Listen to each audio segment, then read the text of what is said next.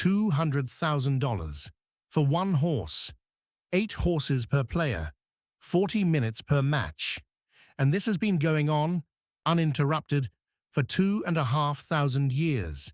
Not a single generation has passed since the Persian Empire that someone, somewhere, was not playing polo. The question is not what polo is. The question is why it refuses to die. Somewhere in Windsor, England, a man is paying $200,000 for a horse, not to race it, not to breed it, not even to keep it. He already has 7 others, each one worth more than most people's houses.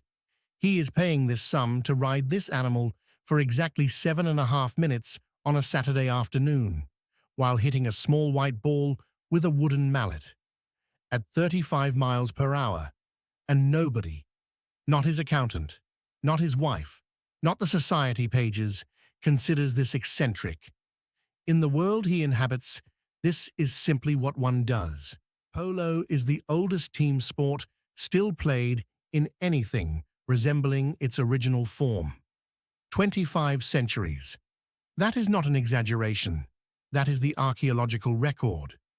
2.5 millennia before the Premier League, before the Olympics were revived, before anyone kept score in any organized game, Persian cavalry officers were already playing polo.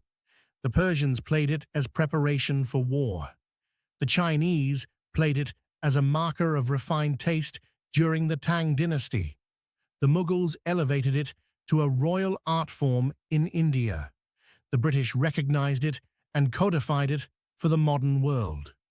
Every major empire in Eurasian history has at some point embraced polo, and then lost it, and then rediscovered it. And here is the question that sits at the center of this entire world. Why has this particular sport survived when empires have collapsed, when languages have died, when entire civilizations have been forgotten? What does polo do that nothing else can? The earliest written records come from Persia, modern-day Iran, sometime around the 6th century before Christ. But the game almost certainly predates even those accounts. Persian kings used polo to train their cavalry. Cyrus the Great, founder of the Achaemenid Empire, required it of his officers, not as recreation, but as preparation for war. Think about what that actually demands of a human being. Controlling a 1,000-pound animal with your legs while swinging a long-handled mallet at a moving target, all at full speed. That is not a game. That is a military exercise dressed in the clothes of leisure. The game spread east along the Silk Road to China, where Tang Dynasty emperors played on palace grounds and poets celebrated the sport in verse. To Japan, where it was called dakyu and played by samurai. To India, where Mughal emperors built elaborate polo grounds, and the British, finally, in the mid-19th century, found it in Manipur and recognized it for what it was. The British did not discover polo. They recognized it. There is a crucial difference. When British officers stationed in India saw local horsemen playing the game in Manipur in the 1850s, they did not see a curious foreign pastime. They saw something they immediately understood, a game of power, dressed as a sport. By 1859, British officers and tea planters had formed the first polo clubs in Assam. By 1862, the Calcutta Polo Club, still operating today, was established, making it the oldest existing polo club in the world. In 1875, the Hurlingham Club in London codified the official rules, most of which are still in use today. Within a single generation, polo had been absorbed into the fabric of British elite society with an efficiency that is genuinely remarkable. The aristocracy did not need to be convinced. They took one look and knew exactly what this was.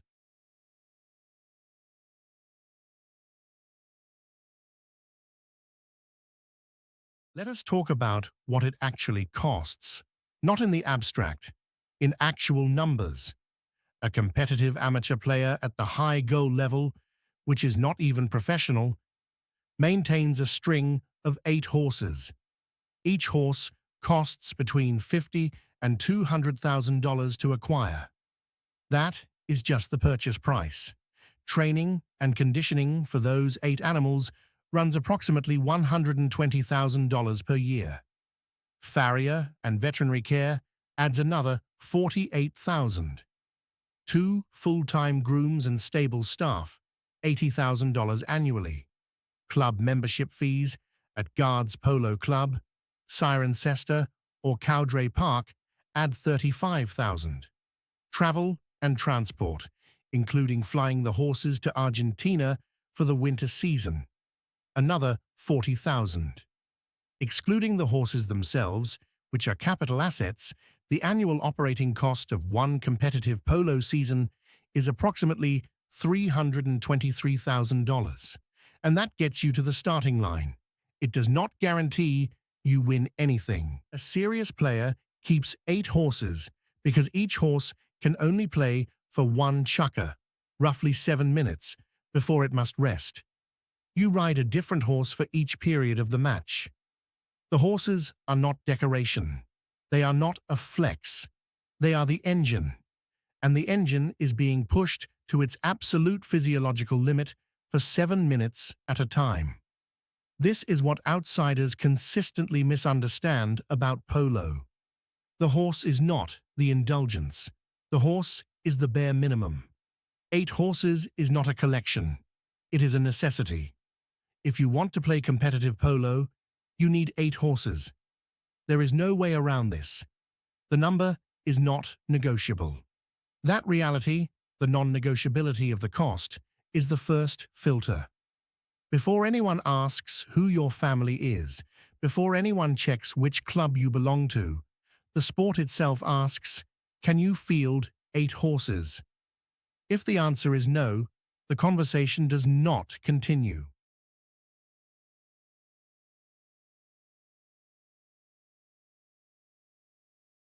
Before we move forward, before we get to the clubs, the social architecture, the psychology of why this sport has survived, let me show you something that reframes everything we have covered so far. The history explains how polo spread.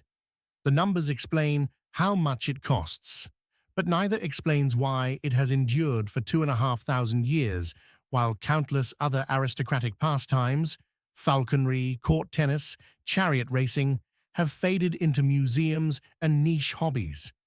Something deeper is at work here. Something that has nothing to do with the horses themselves, and everything to do with what happens between the people who ride them.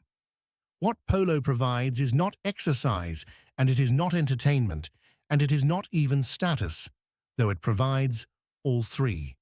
What polo provides is a mechanism, a trust mechanism, and that mechanism is what we are about to examine. Guards Polo Club, Windsor Great Park, the most prestigious polo club in the world, situated in the shadow of Windsor Castle.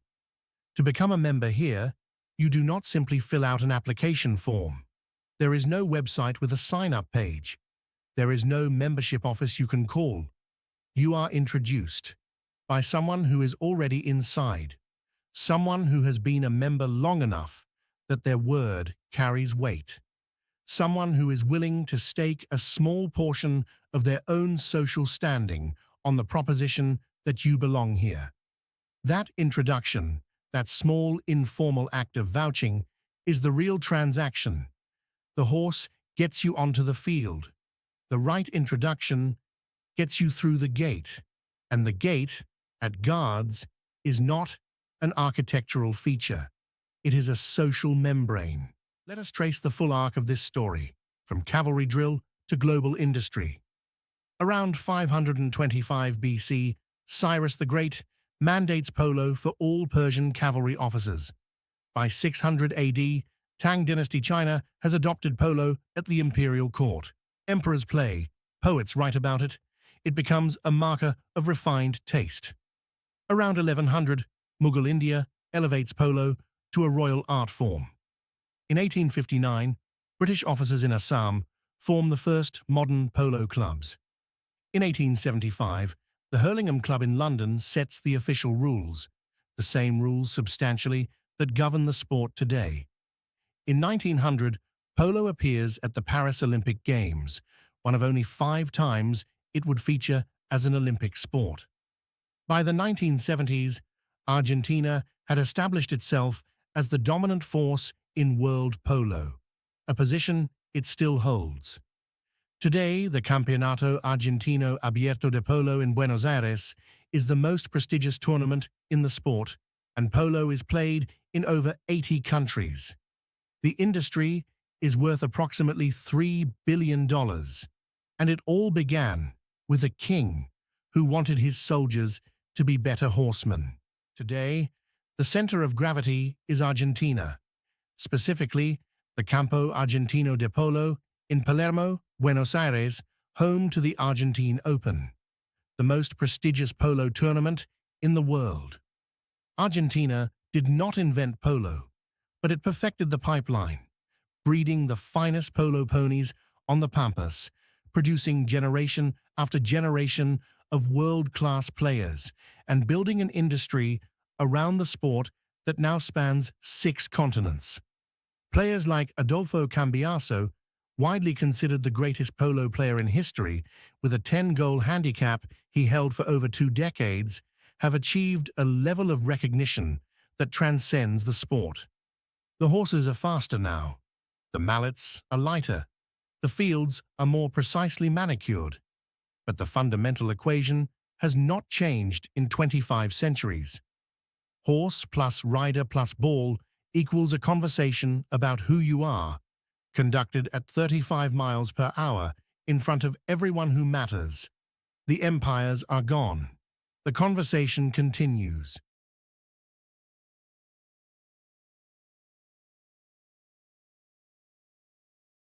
In 1978, the Royal Anthropological Institute published a study that explained something 2.5 millennia of history had made obvious to anyone who knew how to read it. The study documented that polo functions as a trust mechanism among high-status individuals who cannot verify each other's credentials through conventional means. Read that sentence again. It is the key to everything.